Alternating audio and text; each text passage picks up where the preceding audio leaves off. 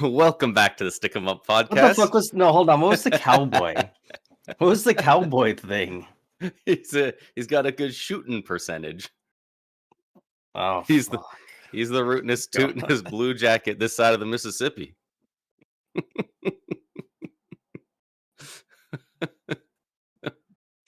Holy fuck! Leave it in. Leave it in. Welcome back to the Stick 'em Up podcast.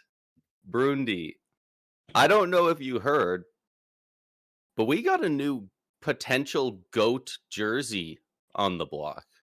That's right. I assume you did see, but the 99 stars inspired jersey Yeah.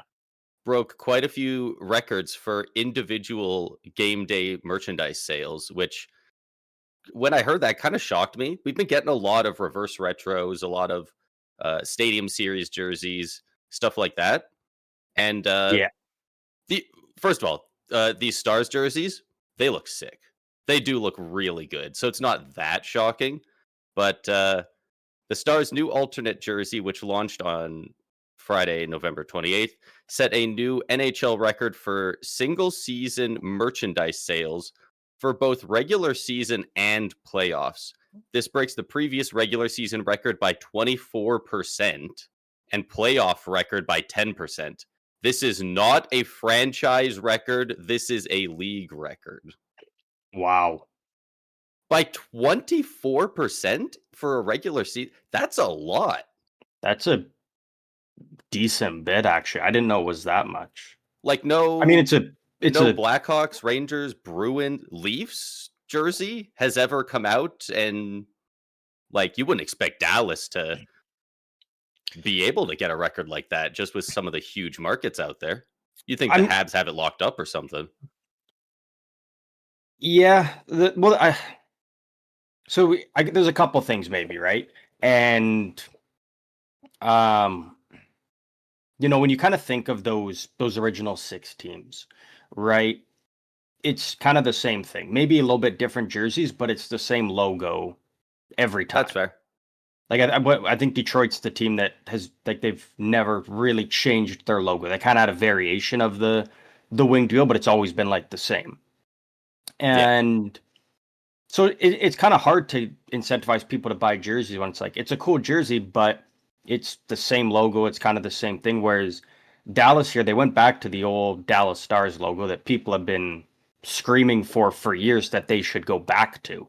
I'm still a fan of their current logo, but I do got to admit, I mean, this old Dallas Stars logo is pretty nice, pretty cool. Yeah. What do you think of when you see this logo?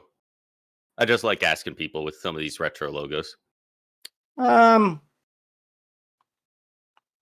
I'm sure there's plenty of different answers, but I have one that stood out really hard to me. Like Madonna, kind of really.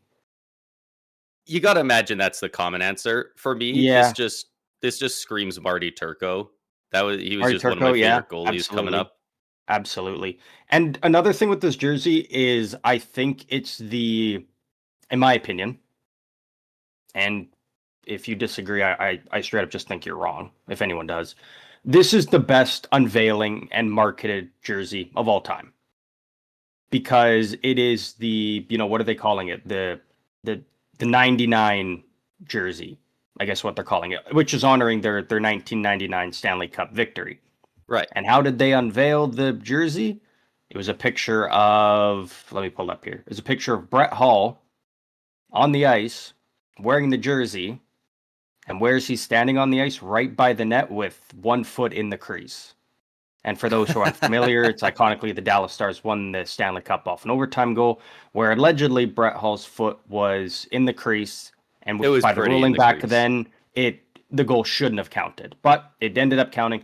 The Stars won, and so now they're kind of poking fun at that by having Brett Hull be on the ice to wear the jersey and still have his 1 foot in the crease, honoring that 99 team. And I think that's pretty funny. I think that's absolutely brilliant. So that's still a crazy one. But on the Dallas Stars, though, I mean, I'm just kind of throwing out reasons for maybe why. Again, I still think this is kind of the best unveiling and marketing tactic that any team's ever used. Yeah, that's still crazy that jersey collecting's that was a whole becoming thing. A lot more popular. cup winning goal, and he was in the crease. And that year was like very specifically like, you know how they'll go through cycles where there's a new thing that the refs love to call, the season. Like the hooking or Yeah, slashing in the last couple of hooking years. on the hands, like the season after Crosby lopped part of the one guy's finger off. Was it Mark Mathot?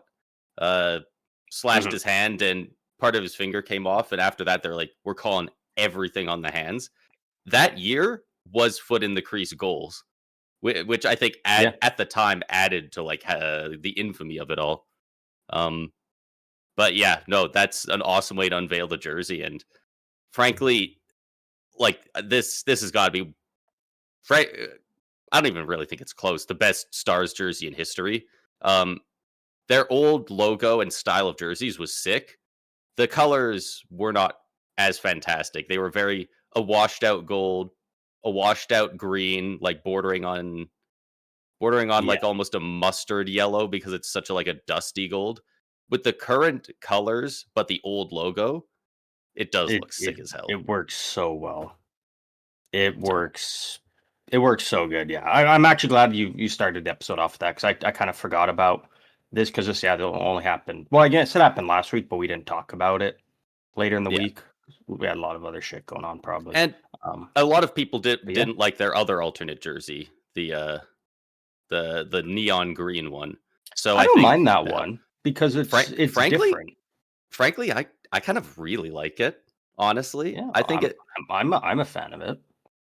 but I know the popular consensus is that it just looks like an eyesore to a lot of people. So I don't argue it too much because it seems like there's a lot of people who agree with that. But Hmm. either way, this one looks like an absolute banger. Yeah, I'm a big fan of this one. Absolutely. But with that, we can get into some of the news here. Every time I read it, it's insane. Well, I guess we'll just jump right into it. Um, the St. Louis Blues had forward Alexei Toropchenko. He is considered week to week after suffering scalding burns to his legs in a household incident. What does that mean? A household incident? Scalding burns sounds bad. It is bad. Scalding burns are very bad, and They said household in a incident because they don't want to say cooking incident because everyone else is I doing. do believe that. Yeah, This I guy kind of do spilled believe that. this guy spilled boiling water on his legs making craft dinner, didn't he?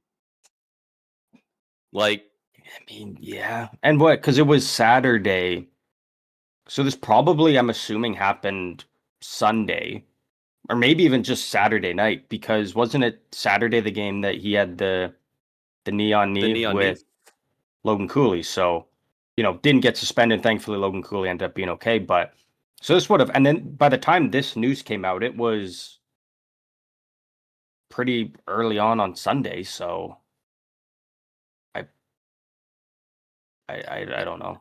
I don't know what happened. I think you're right though. It probably is a cooking incident, but you Three is probably don't already a want to see pattern, that. but like, I swear to God, if we see one more of these in the next 2 months, like I'm gonna start calling it. Like like you could at this point, but I'm gonna wait till there's at least one more before I think it too hard. Like, are they just like making a bunch of this shit up and covering up other injuries as to not get targeted or something? Like, uh, Possible.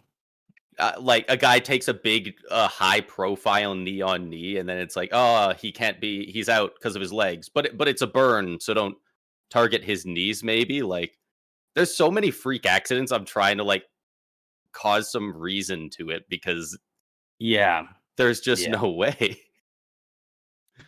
It's incredibly bizarre, but Yeah, I'm just trying to think on this, and also like week to week with scalding burns, you're probably going well, to be out a bit longer than week to week, I think. Um, yeah, Lusterinen week to week with his burns, but from a barbecue we barbecue from a accident. barbecue accident. Um, Week to week does often turn into like 5 or 6 weeks, though. Yeah. So we'll we'll see how long he's out. I, But I just I hopefully want to not too know the bad. household accident. Like I don't know. You got to. I mean, I want to That know. dude, it's so funny listening to them come up with these random words, like, and they're trying to like use these buzzwords to like hide the truth while giving enough context. People aren't incredibly confused. Like he Yeah. was he was involved in a kinetic situation where he hydrated his legs at a rapid rate, in which he got scalding burns. It's like, what are you saying? Yeah. What happened? We'll probably never know. It'll probably stay a household accident, but yeah, like you said, that's three in the span of a month of things like this, and I don't remember the last time before the Jack Hughes one that we heard something goofy like this. no, At the this Jack rate, we're Hughes gonna one broke the internet because it was like, how does this type of thing happen?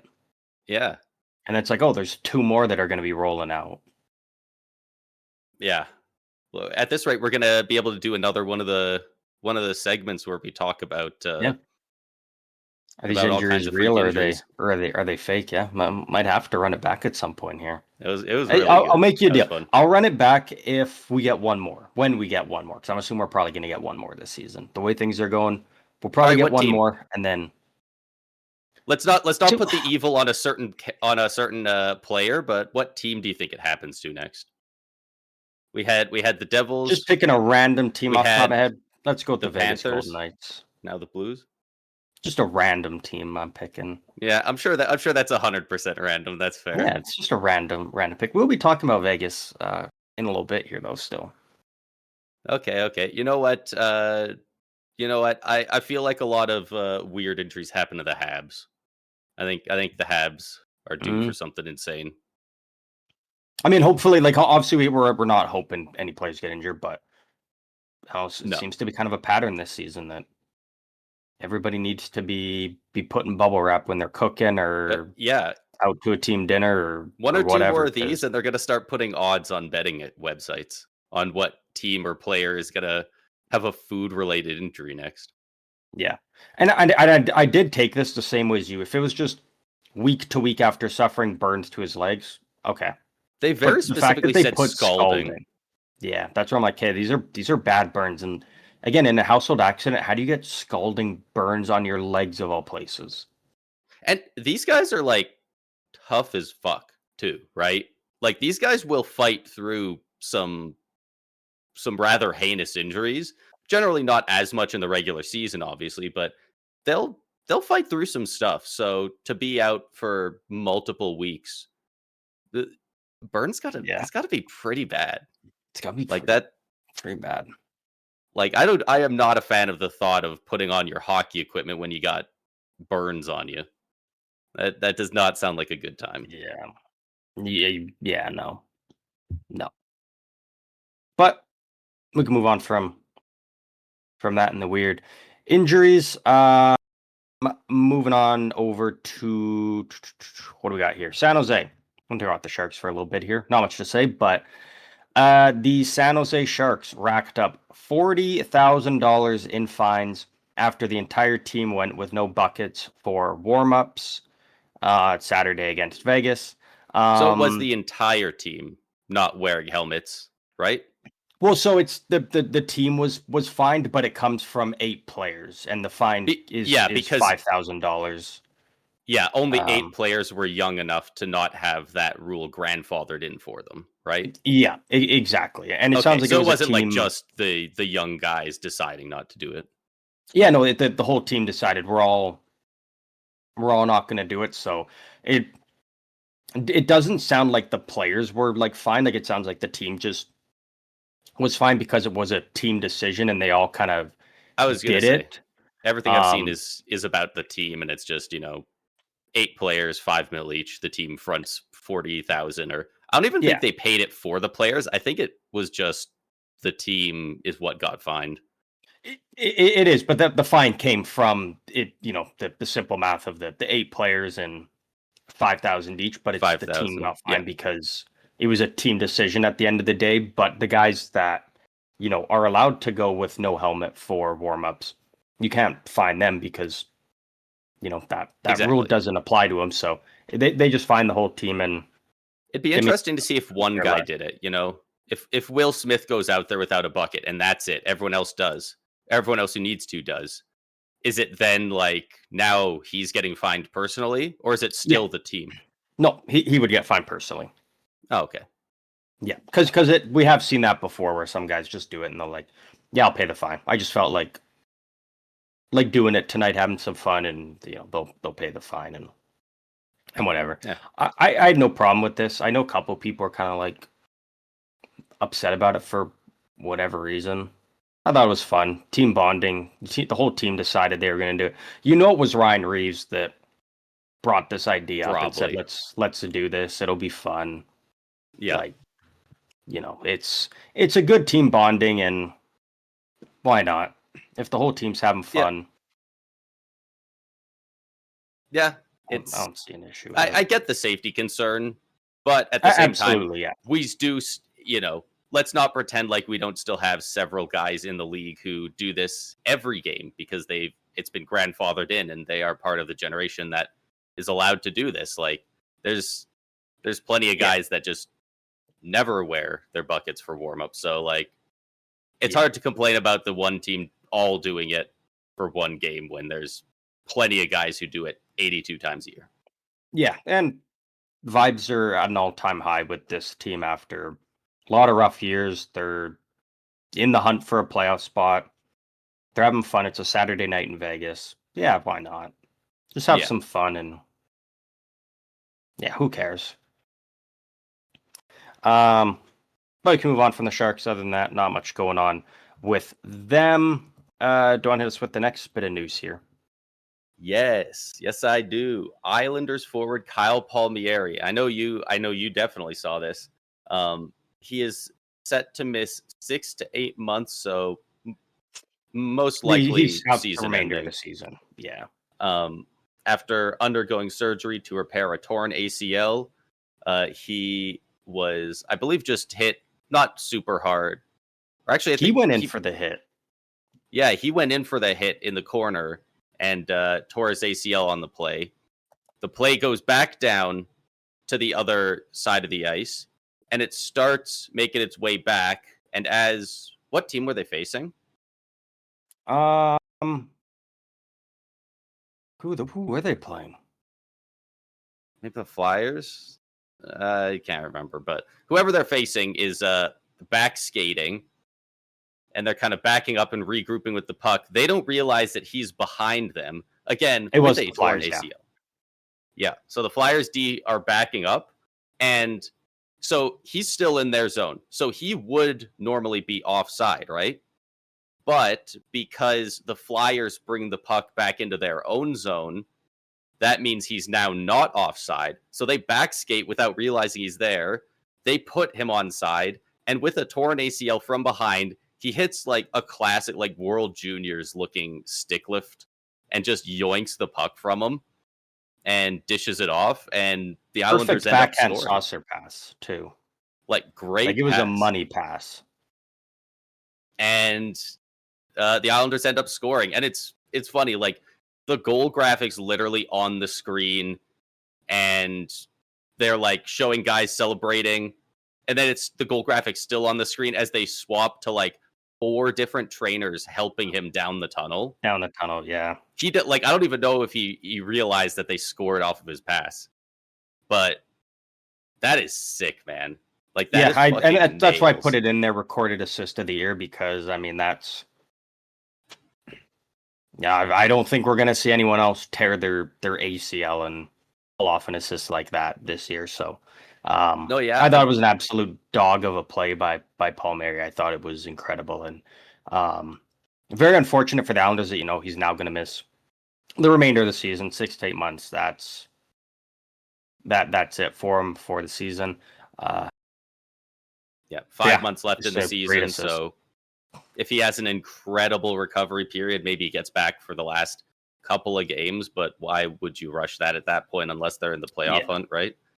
Yeah. But yeah, that, like, I obviously people were talking about this online, and like there was a lot of people being like, this this might be one of those plays, like those legendary, infamous plays you just keep seeing for decades online, because we literally might just never see this in the NHL again. Like, there's not a lot of guys who can just no sell an ACL tear like that and be in the right place to end up making a play and successfully make that incredible pass once they've got the puck. Like, Yeah. and after all that happens, the other guy could miss the net and he doesn't score, and now it's not a highlight, right? Like, Yeah. this very much could be a once in a lifetime play. Absolutely. And I give a lot of credit to the refs on the play too, because obviously Palmieri's, down in the Flyers end in the corner, and the play's kind of going back up the other way. And, people aren't a fan of the rule, but I understand it. If a player is injured, the refs wait until their team has possession of the puck before blowing the whistle. They don't want to take away a potential scoring opportunity from the other team. I totally get that. I think it was awesome by the refs that when Palmieri stole it and dished it off, he was already on his way off and everything. So they're like, we're just gonna let the play ride out, and and then the Islanders ended up scoring. So I do want to give a lot of credit has to the puck himself. Like, at that point, if a guy has the puck himself, it's hard to blow the play down for his injury. Well, and if he's by that point, he was also right by the bench, like he was almost off the ice. Yeah, as soon as he sauced it, he was off the ice. Like, like as so the goal was being scored, he was being helped out. So yeah, it was a good job by the refs, because he wasn't. I wouldn't like it if it happened in the other end, if he was kind of in a more dangerous area, but he went down and then the play went 100 feet the other way. Yeah, and then it ended up skating backwards into him back there. So he wasn't in a dangerous spot really at any point. I guess once he grabbed it, like, obviously that, thank God nobody was there to light him up when he grabbed the puck or something. Like, that would have sucked. But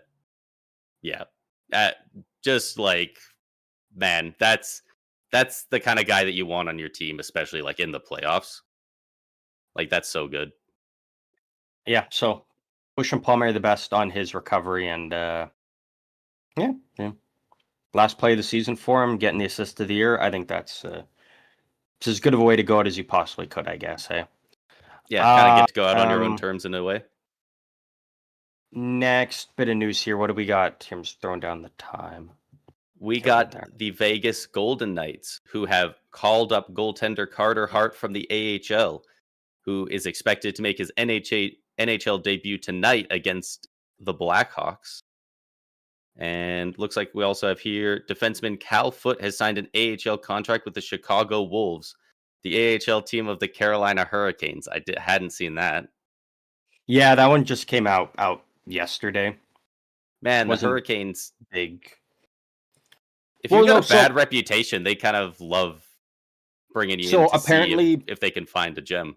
From what I know, is the Chicago Wolves, even though it is the AHL affiliate of the Carolina Hurricanes don't make the calls of what the Chicago Wolves do. Like, even though they're an affiliate, it's not like Carolina's making the moves of how the AHL team is run as the AHL team, because the Chicago Wolves have kind of been one of those teams in the AHL that bounce from team to team, because it's not always the exact same AHL team sticks with the same NHL team. As a lot of NHL teams are starting to get their AHL team in the same city as them, sometimes even in the same arena, same training facility, all that. They want to keep them all together. So the Chicago Wolves have kind of bounced around a bit. So while they all are the AHL affiliate of the Carolina Hurricanes, the Hurricanes don't really call the shots in terms of how the team is run and all that. So interesting. They went out, they signed Cal Foote. Haven't heard anything else on that, but thought that was worth mentioning. But the big news is obviously, that Carter Hart is back in the NHL. He's most likely going to play his first NHL game tonight. What are your thoughts? I gotta check. This game has to be a home game for Vegas, right? Yeah. I was gonna say, there's no way they're throwing him in an away barn doing this. Well, I mean, to be fair, if they were going to throw him Did you say throw him to the Wolves? If you did, great pun there. Chicago Sure. Wolves. I believe it is a home game, but in fairness, if they were In going to have his Vegas. first game be on the road, I mean, I think Chicago is a fine place to do it because They seem to care a little bit less, don't they? yeah, Chicago's kind of, if yeah, Mm. Bedard well, has a chance to make a couple extra fans tonight. If he goes yeah, out there and most definitely, drops a Hattie or something, people are gonna like that.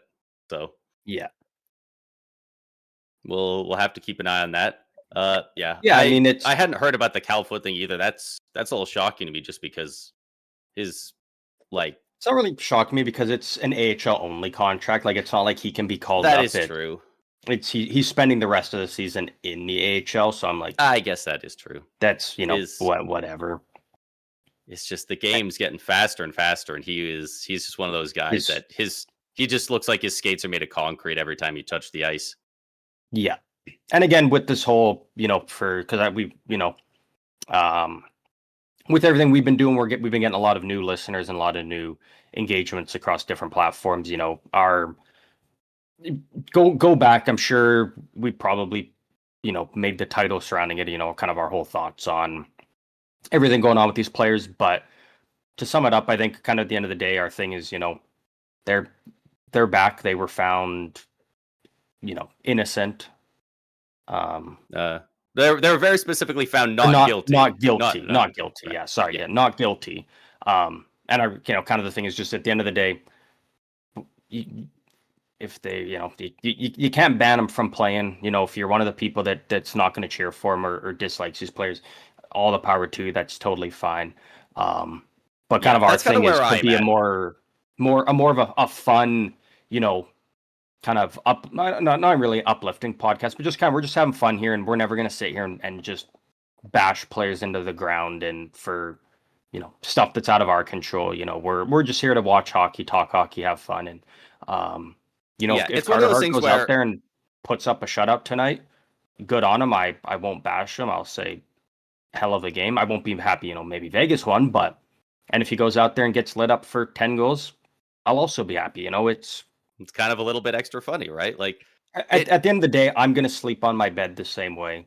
I'm gonna wake up tomorrow in the same way because yeah, there's just no point at for us at least here to say stuff that other people are already saying, and yeah. our opinions don't matter.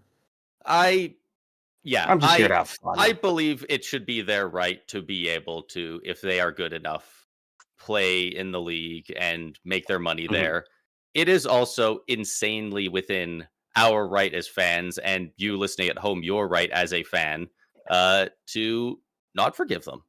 Yeah, You taboo know, them, whatever you we want. like Absolutely. sure they don't have to be in jail, but you know what they did was not found enough to be put in jail, but Mm, people can still not like you for it. There's no laws Yeah, against that. You can absolutely. dislike Yeah, people for the dumbest things and the most trivial things you want.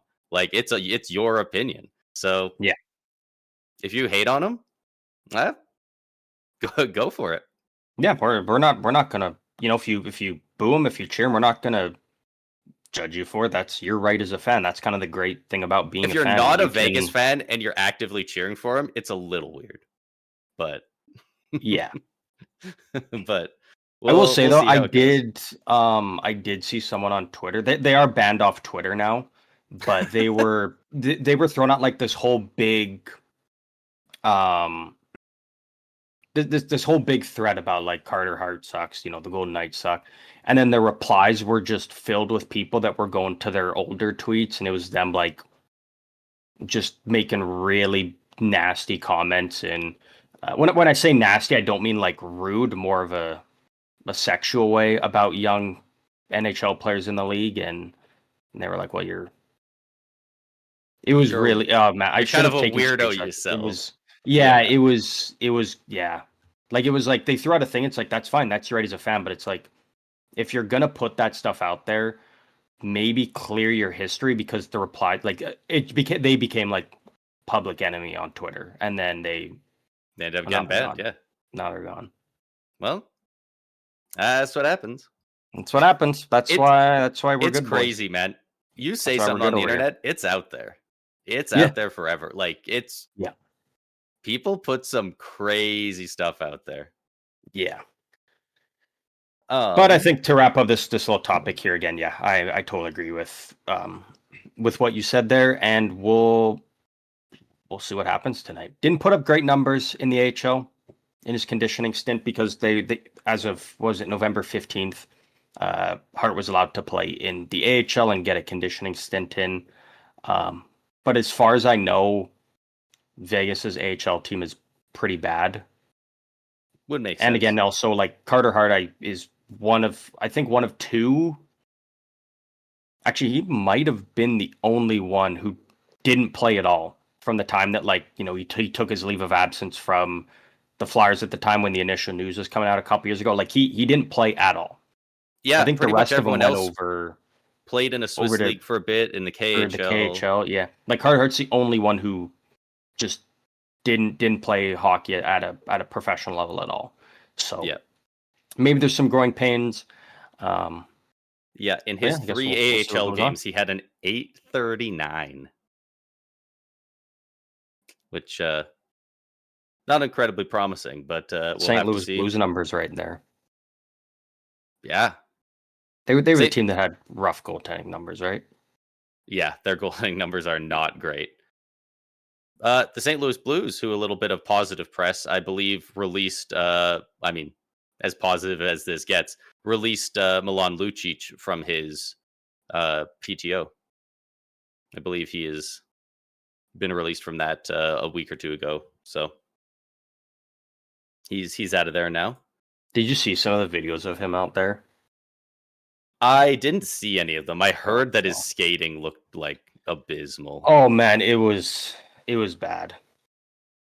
It was, yeah. I'll find one of the videos and send it to you. I I wonder was if I gonna can say, right now. like when he I was kind of playing want to get 3 your or live 4 years reaction. ago, when he was playing like 3 or 4 years ago, he was pretty old, really slow at that. He was never a phenomenal skater, and then I believe he had a big knee injury or something like that at one point in his career, and just really slowed him down. And between age and obviously at this point, it's really age and not playing professionally for a bit. I can't find the video that I want.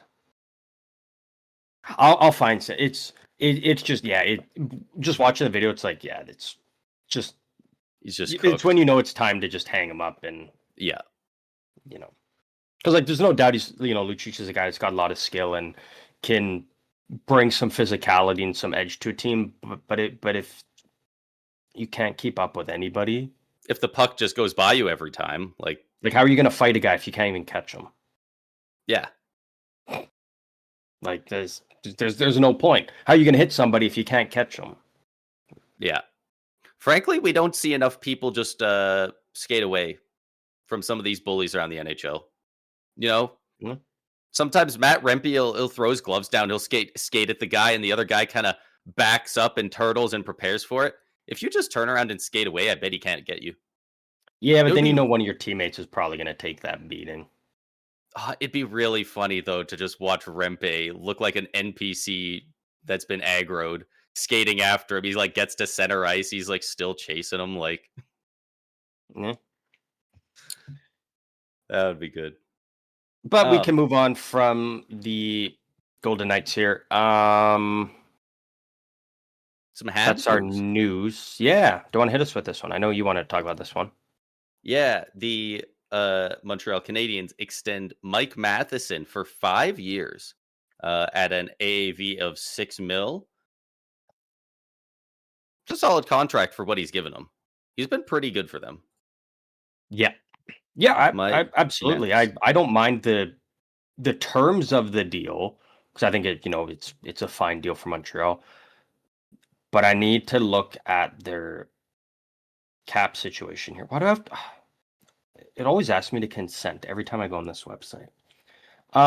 What's your deal? So they got Noah Dobson, he's locked up long term. Caden Gooley, he's locked up long term. Mike Matheson, he's locked up long term. Lane Hudson's locked up long term. So there's your top four. now locked up for the next at least 6 years, 5 years, Yeah, 5 years after this year. and they got plenty of guys signed for a couple of years. They got Carrier still, who's making under 4 mil for the next 2. Like Arbor they've Jack guy, who I don't think is going to be going anywhere. no, I for the amount he's going to cost and the amount of vibes and physicality he brings, like I don't know why you would move off of him. So it brings up the question, and we talked about this 2 weeks ago during one of your mock trades. You were talking about David About that. Reinbacher, and you kind of look at it and you've got Noah Dobson, you've got Lane Hudson, so that's kind of your top 2 there. You've still got Caden Gooley. He's dealing with an injury right now, but he'll be back. And then Mike Matheson that you're keeping around. So that's kind of a logjam there for David Reinbacher to come up. And if there is room on that second pair, then you're now, Mike Matheson or Caden Gooley's on your third pair, which makes for a great third pair, but probably want them playing higher in the lineup still, though, because they're still good defensemen. Yeah. It's not a bad problem to have for Montreal. Like, it's never bad to have too many things of something good. Like, worst case scenario, you got to move one. You just get assets back. Like, that's fine. I'm leaning more I think it towards helps that. Reinbacher that he's right-handed. Definitely. In there. I think the longer we go without him taking any huge strides towards becoming an NHLer and then a full-time NHLer, every day that passes, I'm going to start thinking more and more he's more likely to be traded. Mm-hmm. That's kind of where I'm at with it. He's expendable. He's, like you said, right-handed.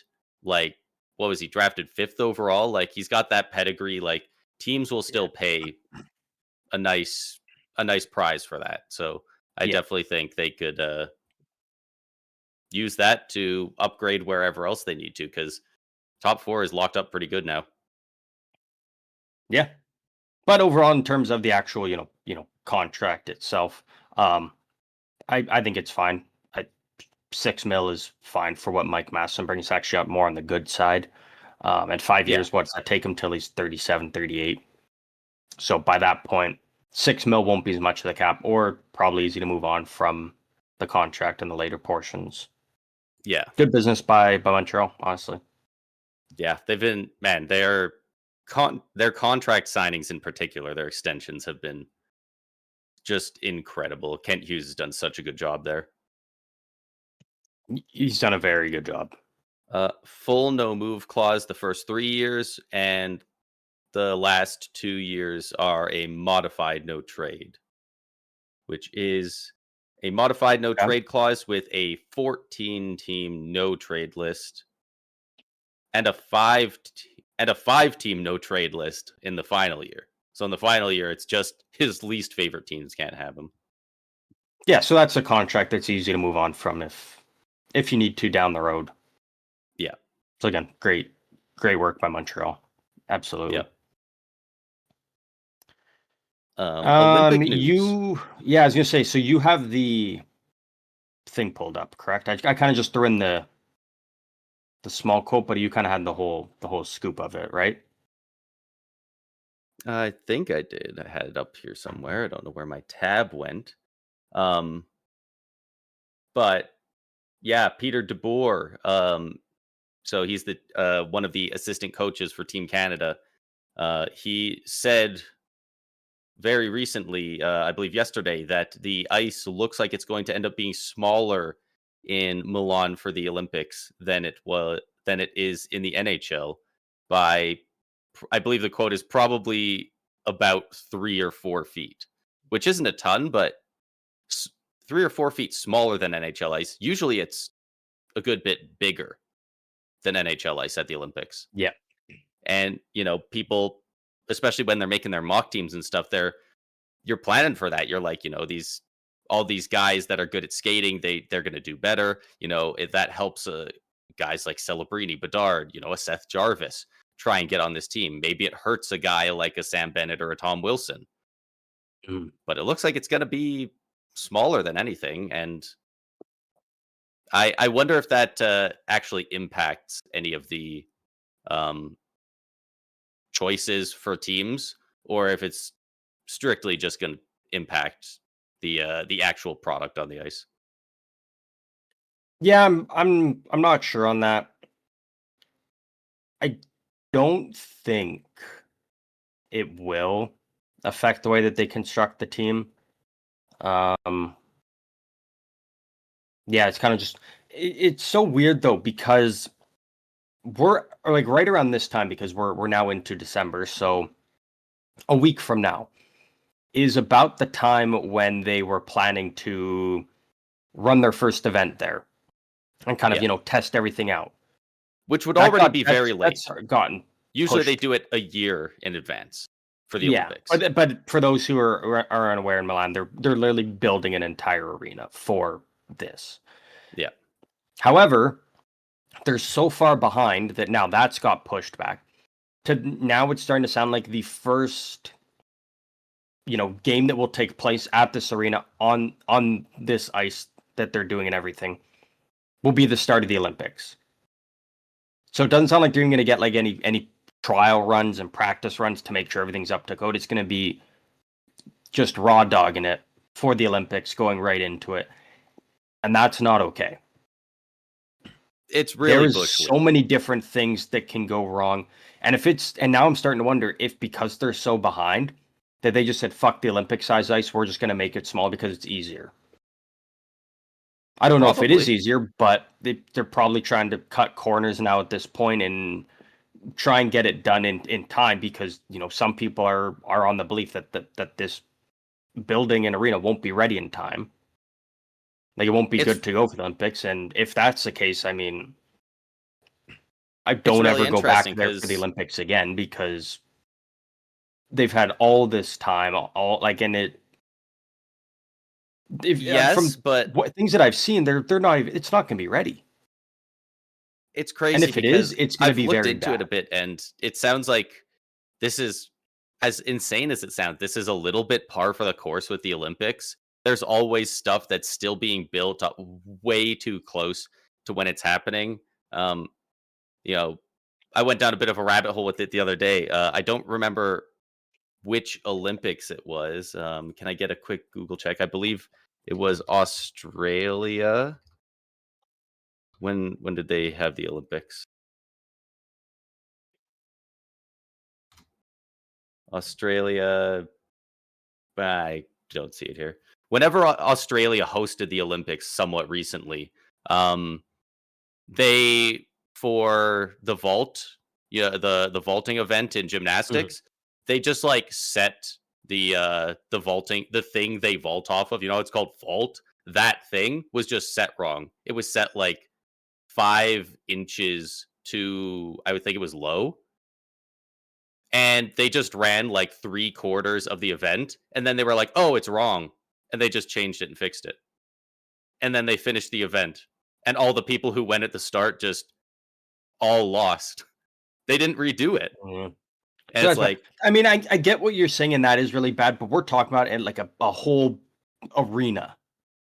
no, yeah. There are other times when they've been whether it's these big you know big stadiums that they have to build for the hockey or other stuff like they often push it later as well.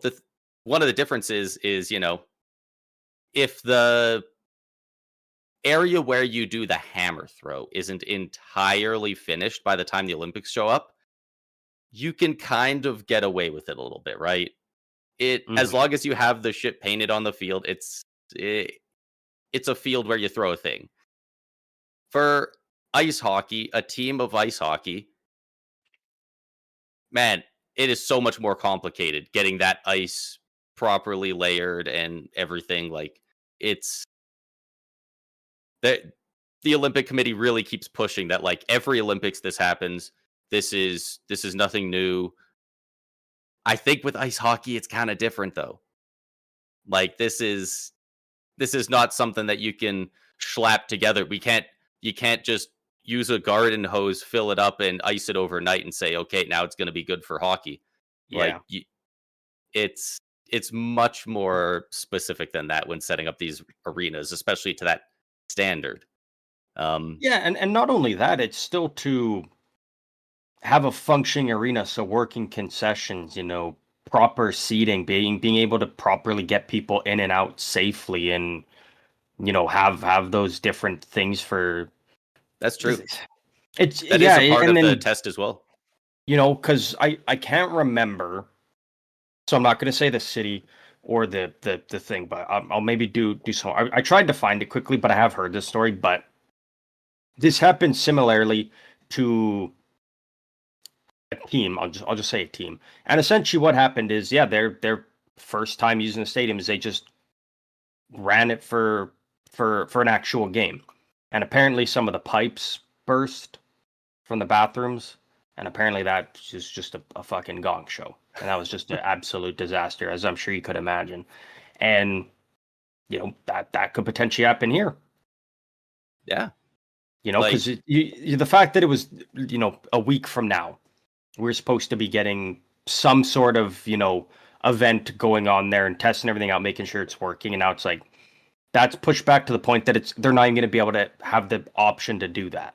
yeah. It's Which, just going to again, be normally they do that real test game. a year in advance at least. It should have been Yeah. done like last February.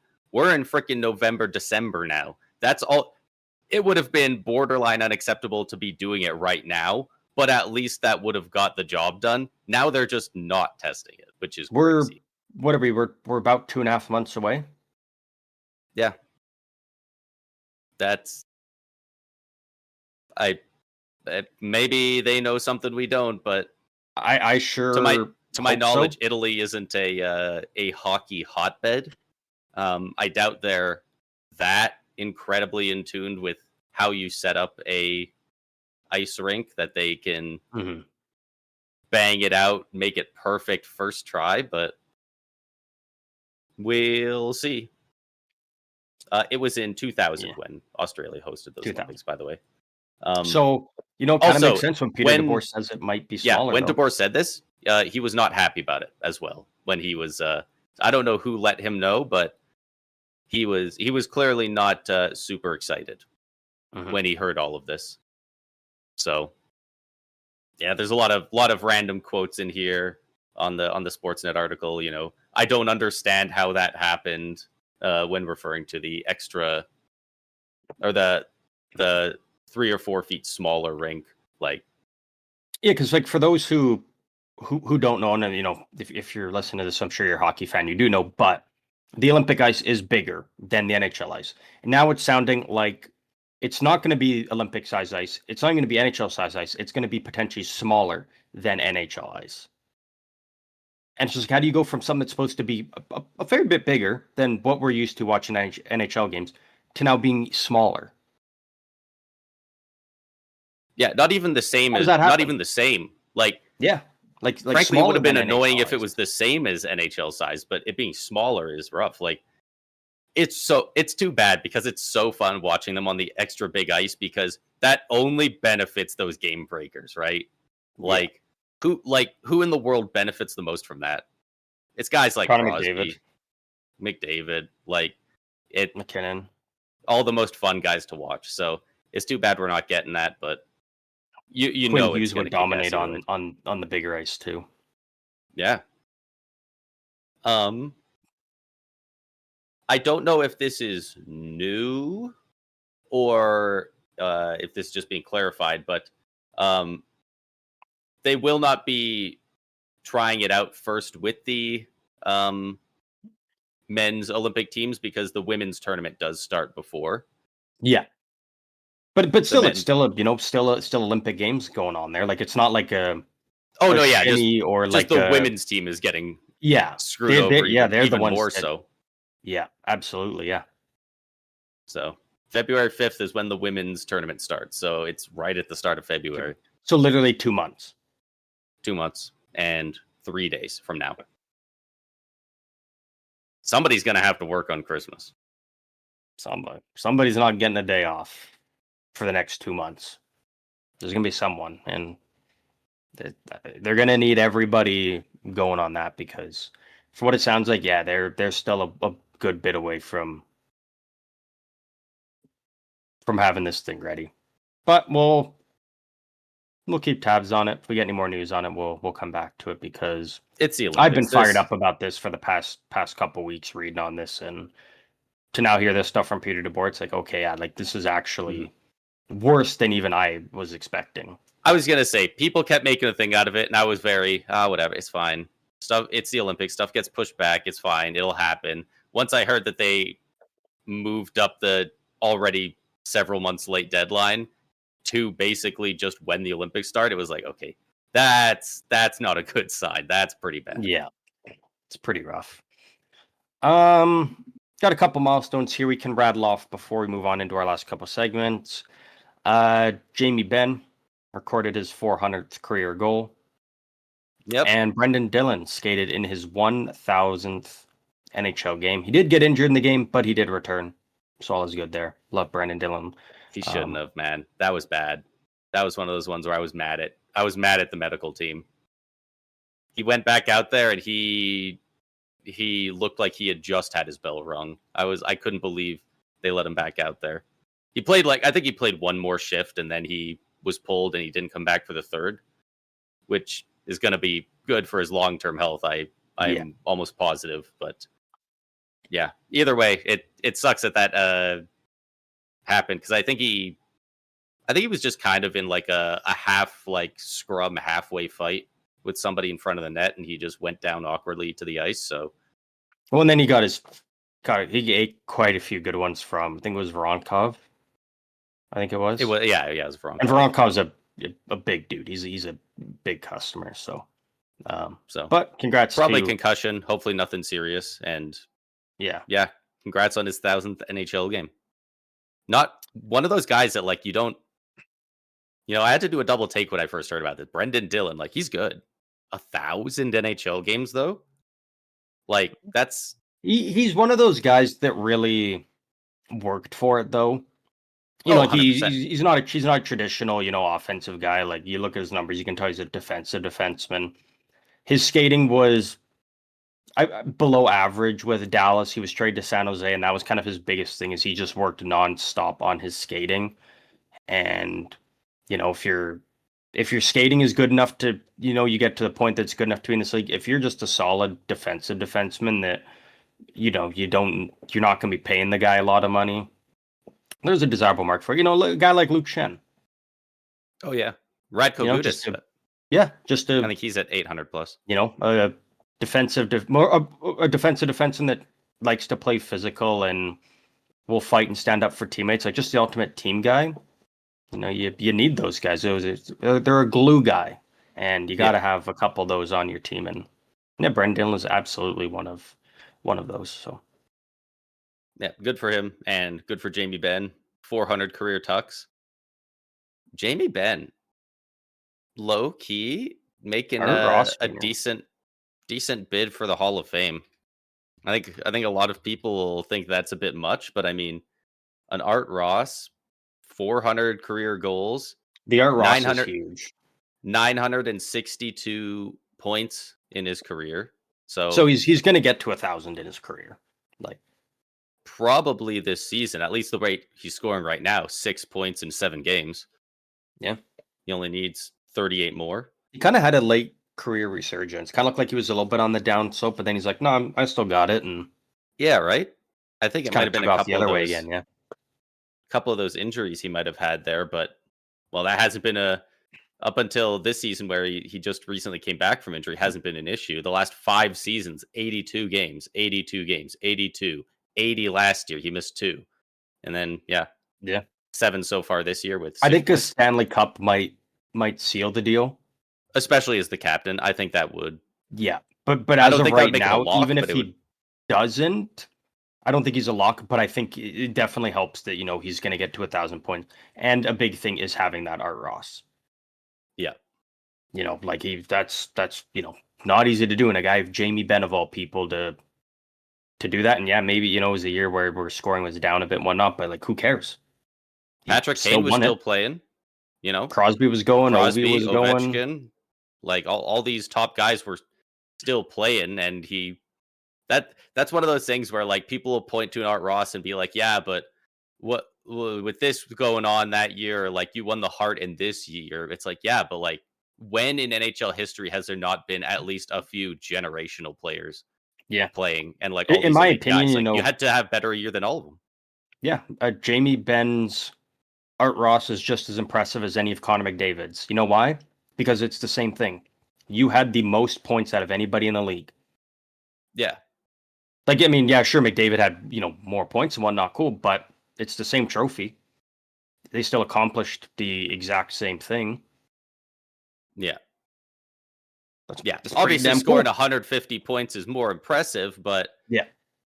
you know, it's one of those things where that's an additional cool thing for McDavid. That's not to take away from the Art Ross in a lower scoring year, Exactly. because you're still Yeah. better than everyone else in the NHL that year. Yeah.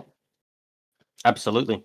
So I'm kind of with you. I think there's definitely a case to be made for, and not only that, to do that playing the way Jamie Benn plays too. He plays a physical game. He's willing to fight. Like, he's not a guy that's going out there and putting up 400 goals and putting up, on the verge of 1,000 points by being a perimeter guy and kind of staying away. Yeah. Like, he goes into the fight. He starts the fights, and He's a dog. and to still get to these kind of numbers is also really impressive. So yeah, I'm kind of with you now. I was on the fence when you were talking about it, but now I'm kind of with you. A Stanley Cup, I think, would seal it though, as the captain. Absolutely. Yeah. 1,199 games played as well, so one away from 1,200. Well, we'll be talking about him later this week then, I guess. All with the Stars. All with the Damn. Stars.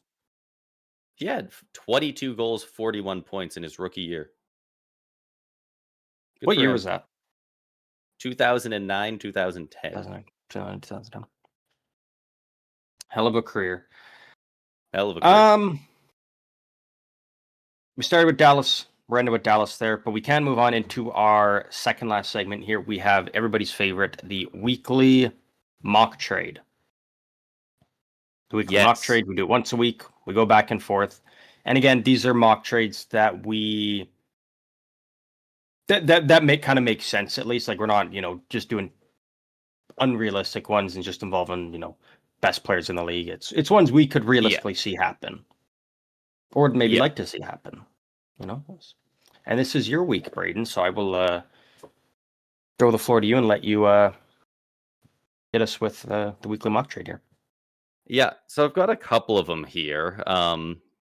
You did mention you got a couple. I was going to say, we only have to do one or two of them, but depending on how much you like some of these, I guess. But we'll do this one first, because I think it's really an interesting one. So, even without setting any parameters, right now, if you're talking about a trade, what one team has the biggest one glaring hole that is always trade talks? Constantly.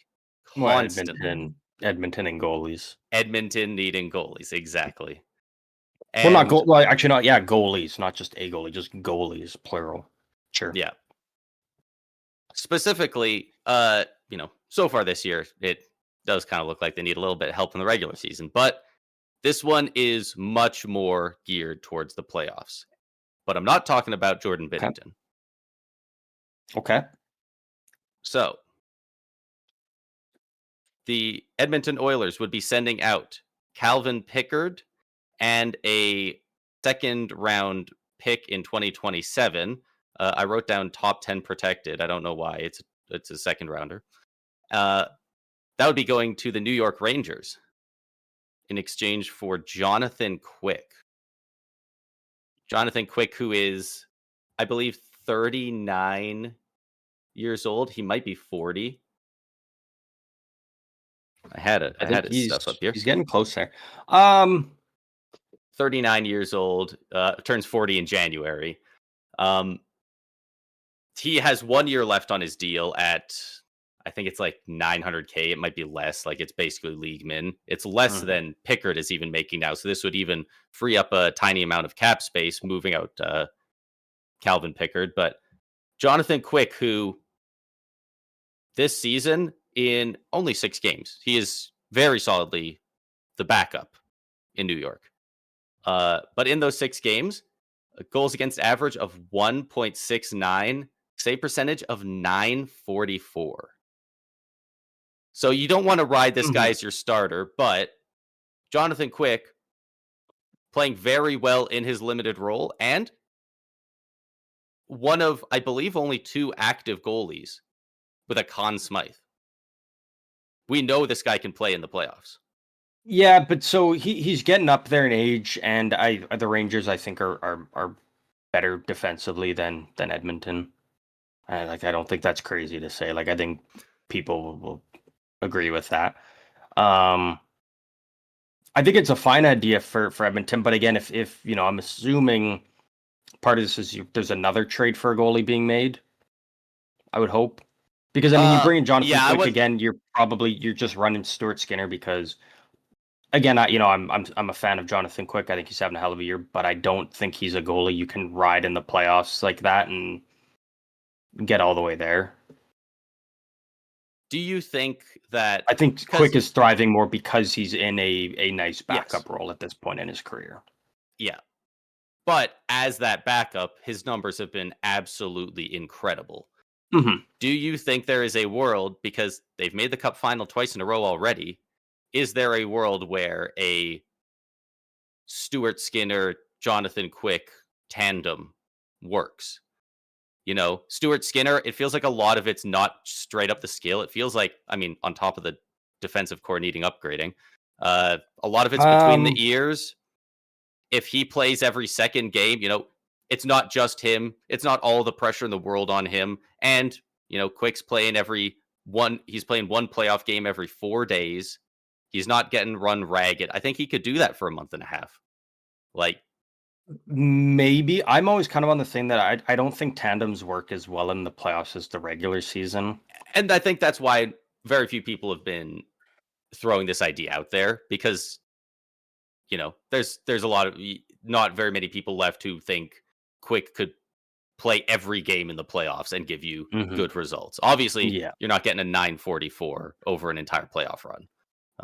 Like overall with the trade, if I'm Edmonton, like I think it's a fine trade for both sides. You know, Rangers get a second round pick, and Edmonton, you know, it's a improvement in the backup position. And if you've got a backup that, you know, you're going to throw in for 10 games throughout the rest of the season and you win 9 of those games, I think that's huge for them. As they're a team that probably still going to make the playoffs, but the way things are progressing, it could come down to the wire for them. So I think that would definitely help, but it doesn't solve the long-term approach for them or a great path for the playoffs. But I do like it throughout the course of the remainder of the regular season. Absolutely.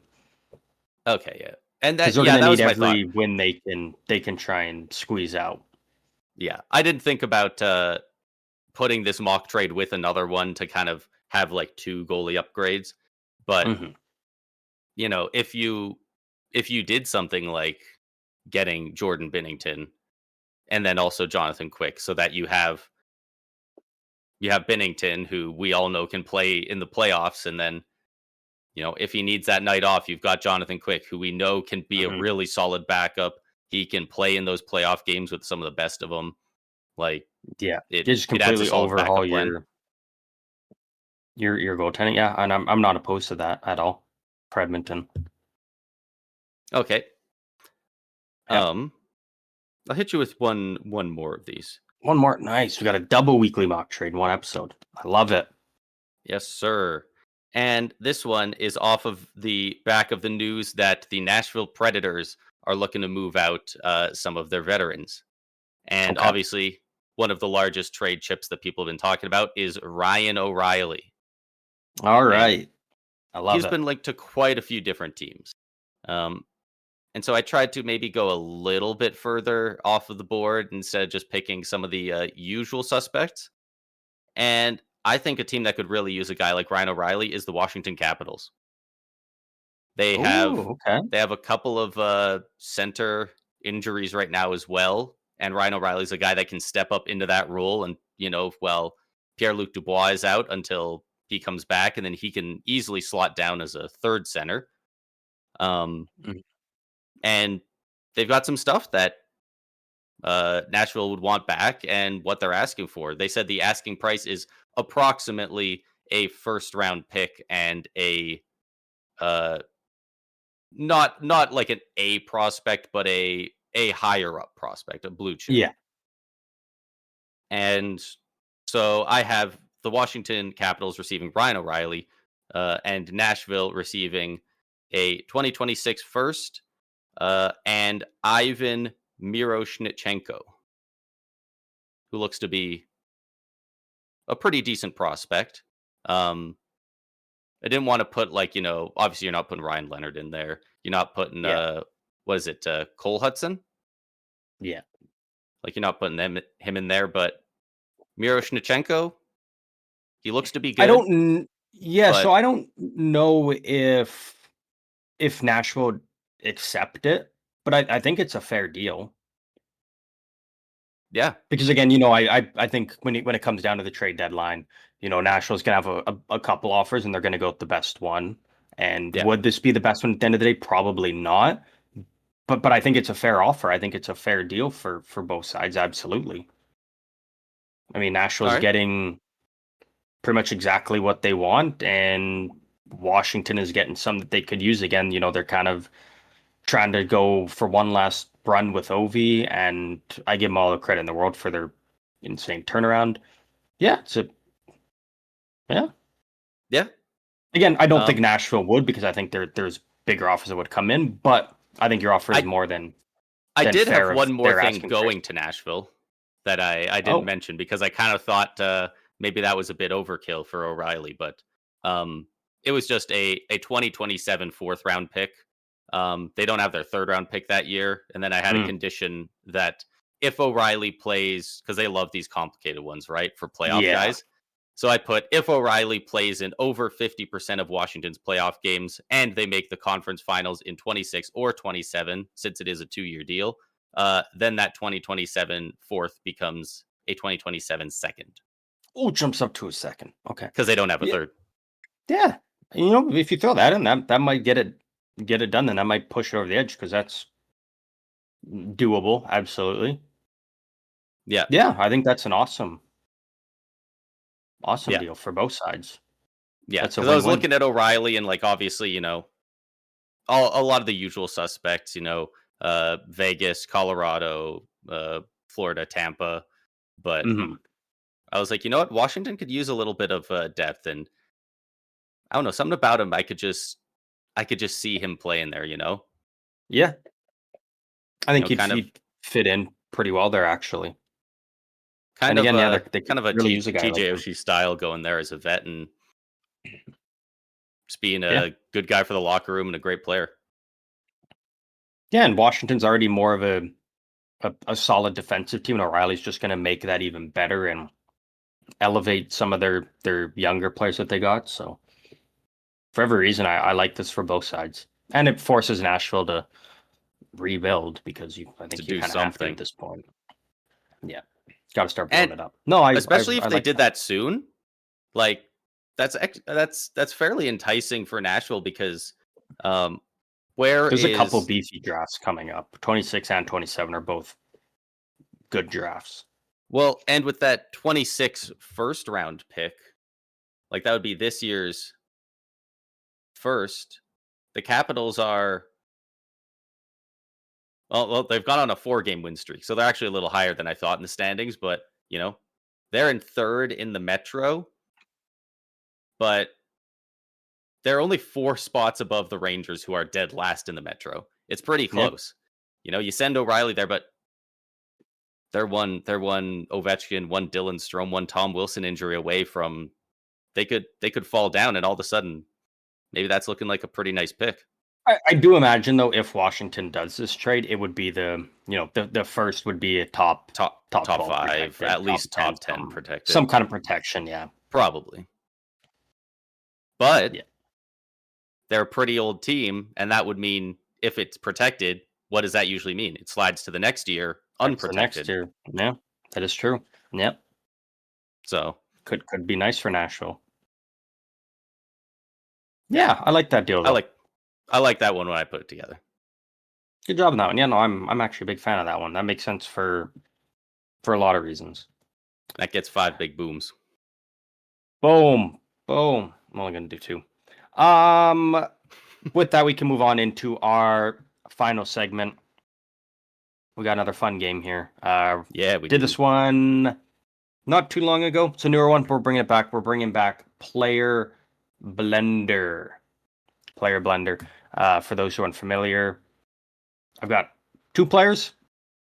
I've got low bios for each of the 2 players, and their names blend together, hence the name Player Blender.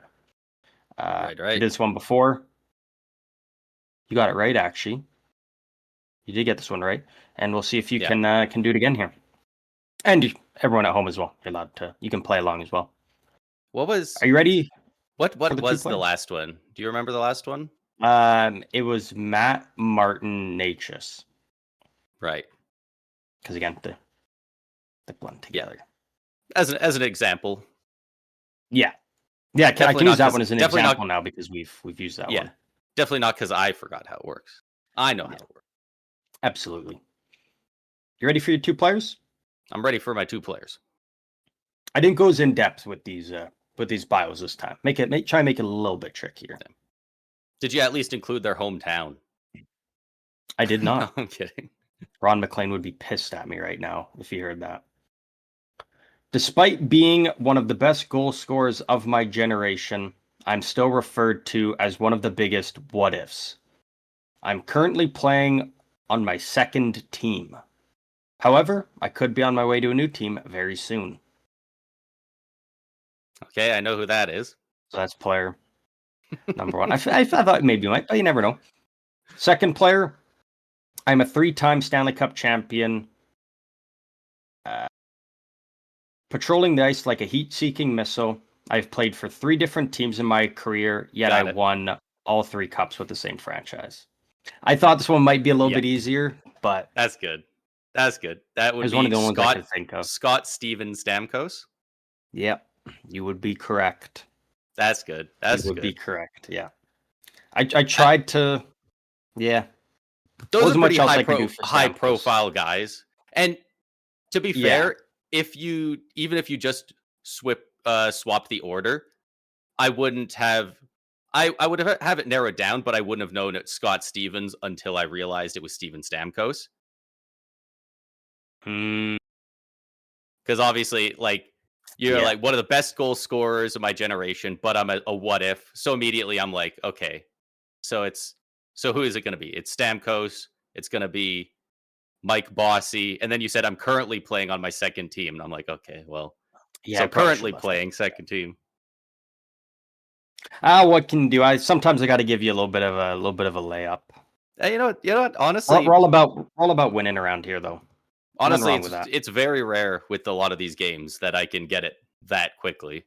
Usually, there's quite a bit of thinking involved. So, oh no, his camera. Oh, he's back. All right, we're good. I don't know who you're gonna throw in there. Maybe Tusky. Tusky seems to pull numbers around these parts. Yeah. But I guess we're at the end of the episode here. That is it for this one. We got no other news. If you want to talk hockey, let us know your thoughts on anything. You can do so through any of our socials or over on YouTube. Yes, hit us up in the comments. In the comments. And let us know your thoughts potentially on what could be going on with the Olympics. Again, not a great sounding situation. But we are at the end of the episode here. Braden, as always, final thoughts.